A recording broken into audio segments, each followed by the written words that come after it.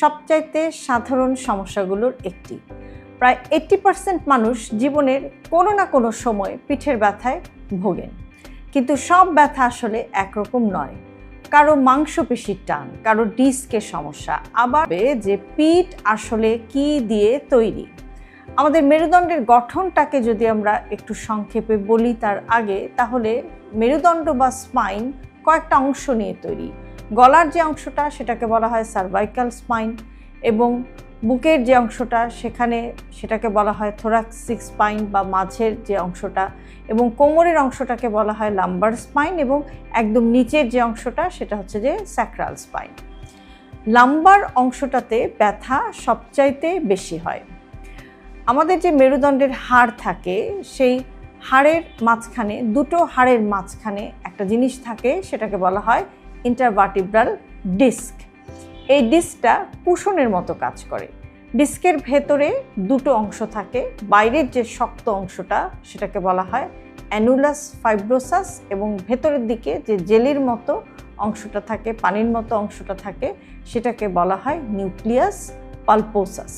এগুলো shock absorber হিসেবে পেইনের প্রধান কারণগুলো কি কি? সবচাইতে কমন কারণ হচ্ছে মাসেল স্ট্রেইন, হঠাৎ ভারী কিছু তোলা, ভুল ভঙ্গিতে বসা, দীর্ঘক্ষণ ল্যাপটপে কাজ করা। এই পরিস্থিতিগুলোতে কি হয় যে মাংসপেশিতে টান খায়, এবং যে কারণে কিন্তু এরকম ব্যাক পেইন হতে পারে। এরপর একটা কমন কারণ হচ্ছে ডিস্ক প্রোলাপস, যেটাকে আরেকটা নামে বলা হয় স্লিপ ডিস্ক। ডিস্ক ফুলে বা বের হয়ে স্নায়ুর উপরে চাপ দেয়। এই যে বের হয়ে যায়, এটাকে বলা হয় ডিস্ক হার্নিয়েশন। লাম্বার স্পাইনে যেহেতু বেশি হয়, লাম্বার ডিস্ক হার্নিয়েশন আমরা অনেক সময় বলে থাকি। এর লক্ষণগুলো হচ্ছে যে কোমরে ব্যথা হয়, পায়ে ঝিনঝিন করে, পায়ে টান ধরার মতো ব্যথা হয়, যেটাকে আমরা বলে থাকি সায়াটিকা। আরেকটি কারণ হচ্ছে ব্যাক পেইনের বয়সজনিত হাড়ের ক্ষয়, ডিজেনারেটিভ ডিস্ক ডিজিজ। বয়স যত বাড়ে, ডিস্ক তত কিন্তু শুকিয়ে যেতে থাকে, এবং ডিস্কের হাইট বা উচ্চতা কমতে থাকে।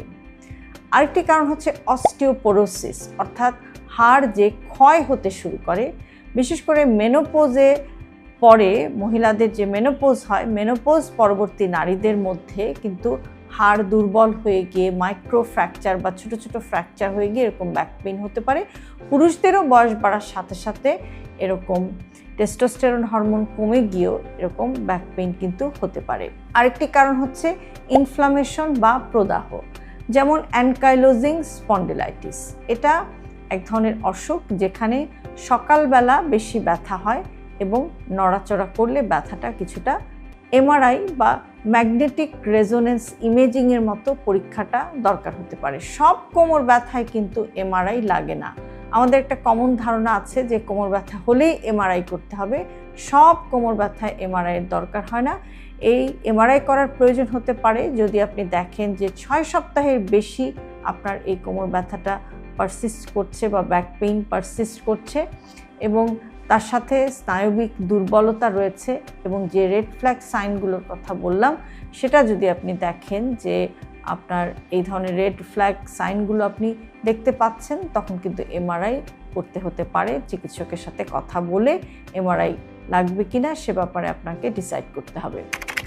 সম্ভব ব্যাক পেইনের এটা ধাপে ধাপে। যদি অ্যাকিউট ব্যাক পেইন হয়, অর্থাৎ নতুন একটা ব্যথা এবং হঠাৎ করে খুব অনেক বেশি ব্যথা, তাহলে একটু বিশ্রাম, 2-3 দিন বিশ্রাম, হালকা গরম শেক, হালকা পেইন কন্ট্রোল, এবং ধীরে ধীরে নড়াচড়া শুরু করা।